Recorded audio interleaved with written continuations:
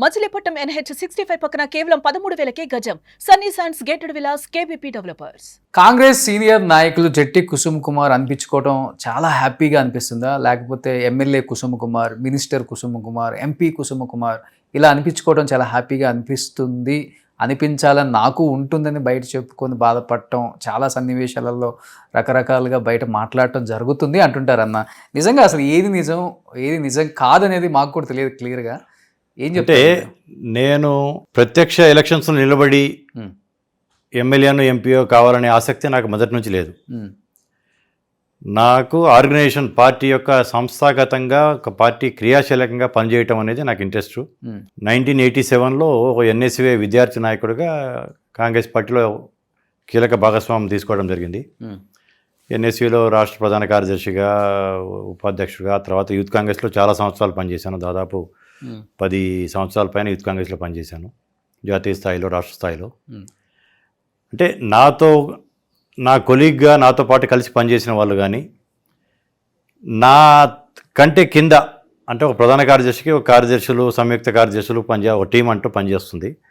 అలా పనిచేసిన వాళ్ళు కూడా చాలామంది మంత్రులు అయిపోయారు, ఎంపీలు అయిపోయారు, ఎమ్మెల్యేలు అయిపోయారు, కానీ ముఖ్యమంత్రులు కూడా అయిపోయారు. ముఖ్యమంత్రులు కూడా నా ఫ్రెండ్ అయ్యారు. బట్ నాకు ఎప్పుడు ఆర్గనైజేషన్లో నేను ఉండటమైనదే నాకు తృప్తి ఇచ్చింది, కానీ నేను ప్రజాక్షేత్రంలో లేను కదా, నేను ఏదో చట్టసభల్లోకి వెళ్ళలేకపోయాను అనేది బాధ అనేది ఎప్పుడు లేదు. బట్ ఆ గౌరవం ఉంటుందా ప్రజాక్షేత్రం? ఎందుకంటే మీకన్నా చిన్న వయసు కలిగిన వాళ్ళు ఎమ్మెల్యేలు అయ్యారు, ఎంపీలు అయ్యారు, మంత్రులు కూడా అయ్యారు. బట్ ఆ గౌరవం ఇస్తారా? రాజకీయ అనుభవం ఉంది, కానీ ఈయన ఎటువంటి పదవి అనుభవించలేకపోయారు ఈ పార్టీలో, పార్టీ ఈయన గుర్తించలేకపోయిందా, లేకపోతే కింద ఉన్న ఇక్కడ నాయకత్వం ఈయన తొక్కేసిందా అనే మాటలు కూడా వినపడుతుంటాయి కదా. మీరు 10 మంది ఫ్రెండ్స్లో కూర్చున్నప్పుడు నేను సీనియర్ నాయకుడు అని చెప్పుకుంటావు, కానీ నేను ఒక ఎమ్మెల్యేని, ఒక ఎంపీని అని అట్లా ఎప్పుడు ఫ్రెండ్స్ ఎవరు ఎప్పుడు అట్లా అడిగింది లేదు. ఎందుకంటే నా సర్కిల్లో నాకున్న స్నేహితులకి నా విజన్ ఏంటో తెలుసు. ఎమ్మెల్యేలు, ఎంపీలు అనిపించుకుందాం అనుకుంటే నేను 99లోనో 94లోనో టికెట్లు అడిగేవాడిని, 99లోనే ఎమ్మెల్యేగా అయ్యేవాడిని. అంటే నాకు ఇంకొకటి చెప్పాలంటే, ఓపెన్గా చెప్పాలంటే, డ్రాబ్యాక్ ఫస్ట్ నుంచి నేను ఆర్గనైజేషన్ని ఎన్నుకోవటం. మా తండ్రి గారి యొక్క మూలాలు తెనాలి, గుంటూరు జిల్లా. నేను పుట్టి పెరిగింది సంగారెడ్డి. అంటే ఆ టైంలో కనుక టికెట్ అడగాల్సి వస్తే అక్కడ మూలాలు ఉన్నవాళ్ళు అనేది అనిపించేవాళ్ళు. అక్కడ అడగాలంటేనేమో ఇతను ఇక్కడ ఉండట్లేదు కదా, తెలంగాణలో ఉంటున్నాడు కదా అని అక్కడ అనిపించడం వల్ల కూడా ఒక నియోజకవర్గం అంటూ నాకు లేకపోవటం. ఇక నియోజకవర్గాన్ని ఎత్తుక్కొని ఎంత శ్రమ పట్టడం కంటే ఆర్గనైజేషన్లో పనిచేద్దాం అనేది ఇనిషియల్గా నేను అట్లా అనుకోవటం వల్ల ఆ లైన్లోకి వెళ్ళడం జరిగింది. But there is no regret. పార్టీలో నాకు ఉండే గౌరవం నాకు ఉంది. అప్పుడు ఉమ్మడి ఆంధ్రప్రదేశే కదా, ఎక్కడైనా ఉమ్మడి ఆంధ్రప్రదేశ్లో అవకాశం కూడా ఉంది, 2 చోట్ల అవకాశం ఉంది. అప్పుడు ఇక్కడ అవకాశం లేదు. ఇప్పుడు నియోజకవర్గాలు కూడా అప్పుడు అంత ఇది కాలేదు, డీలిమిటేషన్ కాలేదు. ఇక్కడ ఉన్న దాంట్లో కూడా లేదు. ఆర్గనైజేషన్లో నాకు ఒక నియోజకవర్గం అంటూ ఒక పట్టు అనేది నేను పెంచుకోకపోవటం, ఇక నాకు కూడా ఆర్గనైజేషన్ మీద ఇంట్రెస్ట్ ఎక్కువ ఉండటం వల్ల ఎక్కువ టైం నేను ఆర్గనైజేషన్ కేటాయించడం తోట కూడా నేను ఆ లైన్ తీసుకోవడం జరిగింది. ఆ లైన్ తీసుకోవటం వల్ల నాకు తృప్తి మిగిలింది, కానీ నాకు గౌరవం అయితే నాకు ఉంది. మంత్రులైనా ఎవరైనా కానీ నాకు ఇచ్చే గౌరవం నాకు ఇస్తున్నారు. పార్టీలో నాకు ఉన్న సీనియారిటీ నాకు ఉంది, చాలామంది కంటే సీనియర్ని. ఆ గౌరవమే చాలు నాకు అనేది నాకు ఉంది. ఓకే. రాజశేఖర రెడ్డి గారు కనుక చనిపోకపోయి ఉంటే డెఫినెట్గా 2010లో నేను రాసేపోయి ఉండేవాడిని. ఆయన నాకు మాట ఇవ్వటం కూడా జరిగింది. సరే, ఇప్పుడు రాజశేఖర గారు లేకపోయినా కానీ KVP గారు ఉన్నారు, ఆయనే సాక్ష్యం నేను ఎంత సన్నిహితుడు రాజశేఖర గారికి అనే దానికి. ఒక్కొక్కరికి కొన్ని సంఘటనలు కొందరికి అవకాశాలుగా మలుచుకొని వాళ్ళకి అవకాశాలుగా అంది వస్తుంటాయి. కొన్ని సంఘటనల వల్ల కొందరు నష్టపోతుంటారు. ఓకే. అలా రాజశేఖర గారి యొక్క మరణం రాజకీయంగా నాకు కొంచెం ఇబ్బంది అయింది. సో స్కూల్లో ఒకటే బెంచ్ మేట్స్, ఇద్దరు బాగా తిరిగారు. ప్రజెంట్ ముఖ్యమంత్రి రేవంత్ రెడ్డి గారు, ఒకటే కాలేజీ, హైదరాబాద్లో మీరు తిరగని గల్లీ లేదు. అలాంటి ఫ్రెండ్ రేవంత్ రెడ్డి గారు మీకు. అలాంటిది ఇప్పుడు రాజశేఖర రెడ్డి గారు అంటే కొంత ఏజ్ గ్యాప్ ఉంది కాబట్టి బహుశా మీ ఇద్దరి మధ్య కొన్ని ఇష్టాలు చెప్పుకునే దాంట్లో, లేకపోతే ఆయన వినే దాంట్లో కొన్ని తారతమ్యాలు ఉండొచ్చు. బట్ రేవంత్ రెడ్డి గారు ఇంత క్లోజ్ ఫ్రెండ్, చిన్నప్పటి నుంచి చూసిన ఫ్రెండ్, మరి ఎందుకని ఆయన రాజ్యసభ ఎమ్మెల్సీ మీకు కేటాయించలేకపోయారు అంటే ఏం చెప్తారు? అంటే కొన్ని అవకాశాలు అనేది కొందరికి తేలిగ్గా వస్తుంటాయి, కొందరికి కొంచెం లేట్ అవుతుంటుంది. అంతకుమించి రేవంత్ రెడ్డి గారి యొక్క ఆయన చేయాల్సినంత సపోర్టు ఢిల్లీలో చేశారు. బట్ మా సామాజిక వర్గం నుంచి ఒక ఆమెకి ఇవ్వటం వల్ల నేను ఆ టైంలో నాకు రాకపోవడం జరిగింది. ఇక కాబట్టి నేను ఇదే ఖాళీగా ఉన్నట్టు కనిపిస్తుంది, కానీ నేను ఆర్గనైజేషన్లో బిజీగానే ఉన్నాను.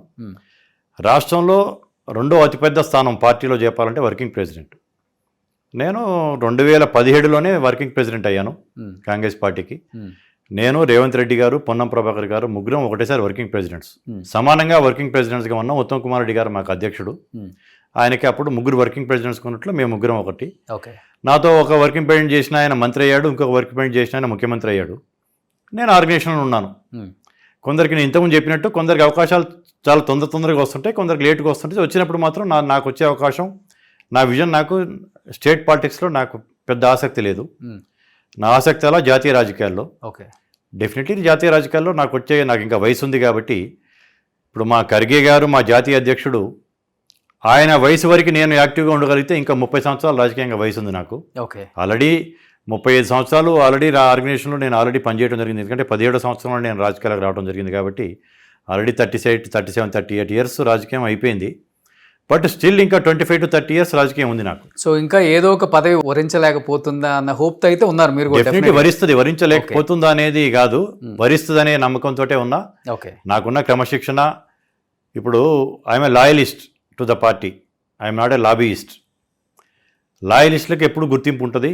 ఇప్పుడు ఇక్కడ ఉర్దూలో చెప్పాలనుకుంటే నేను వతందార్ని, కాంగ్రెస్ పార్టీలో ఐఎమ్ ద స్టేక్ హోల్డర్. లాయలిస్టులకు గుర్తింపు ఉంటే ముఖ్యమంత్రి ఏ బట్టి విక్రమార్కనో లేకపోతే ఏ ఉత్తమ్ కుమార్ రెడ్డి అవ్వాల్సింది కదా. ఆ టైంలో రేవంత్ రెడ్డి గారు మొత్తాన్ని యూత్ని కదిలిచేశాడు, రాష్ట్ర ప్రజల్ని.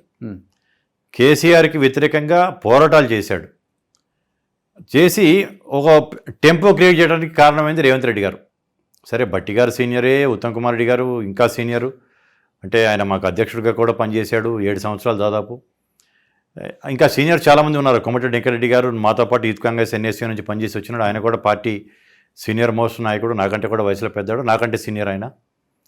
అట్లాగే అంజన్ కుమార్ ఉన్నారు, ఆయన కూడా ఆర్గనైజేషన్ నుంచి వచ్చిన ఆయన, ఇప్పుడు పార్టీ మారిన ఆయన కాదు. చూడాలంటే అట్లా సురేష్ షెట్కర్ గారు ఉన్నారు మా జిల్లా నుంచి, చాలామంది ఉన్నారు. బట్ ఎవరైతే కేసీఆర్ని ఢీకట్టగలిగి కేసీఆర్కి వ్యతిరేకంగా ప్రజాక్షేత్రంలో ప్రజా శ్రేణుల్ని ముఖ్యంగా యువతని కదిలించగలిగాడు అంటే అది రేవంత్ రెడ్డి గారు. కావటం వల్ల రేవంత్ రెడ్డి గారి యొక్క కృషి, ఆయన త్యాగం, ఆయన పోరాట ఫలితం ఉంది కాబట్టి రాహుల్ గాంధీ గారు ఆయనకి. సో ఒప్పుకుంటున్నారు 31 సంవత్సరం కాంగ్రెస్ సీనియర్ పార్టీ నాయకులు అయినప్పటికీ కూడా మీరు రేవంత్ రెడ్డి గారి వల్లే కాంగ్రెస్ ఉనికి చాటుకుంది, కాంగ్రెస్ మళ్ళీ బతికింది తెలంగాణలో అంటే బికాస్ ఆఫ్ రేవంత్ రెడ్డి గారు ఒప్పుకుంటారా? డెఫినెట్గా ఒప్పుకోవాల్సి వస్తుంది. ఓకే. దాంట్లో ఎటువంటి శశభిషలు లేవు. కాంగ్రెస్ పార్టీ సంఘటితంగా పోరాటం చేసింది, కానీ ఆ సంఘటిత శక్తికి నాయకత్వం వహించింది ఎవరు అంటే రేవంత్ రెడ్డి గారు. ఓకే. కాబట్టి ఆయనకి ఆ ఫలాలు దక్కాల్సిన అవసరం ఉంది. ఆయన కష్టానికి ఫలితం దక్కింది. హైకమాండ్ కూడా ఆయనని గుర్తించింది. తను కూడా నా వయసు అతనే, ఇంకొక 30 ఏళ్ళు మినిమం వయసు తనకు కూడా రాజకీయంగా ఉంది. డెఫినెట్లీ జాతీయ స్థాయిలో చాలా కీలక నాయకుడిగా ఎదుగుతాడు. సుమన్ టీవీలో మీ పర్సనల్ అండ్ బిజినెస్ ప్రమోషన్స్ కోసం కింది నెంబర్కి కాంటాక్ట్ చేయండి.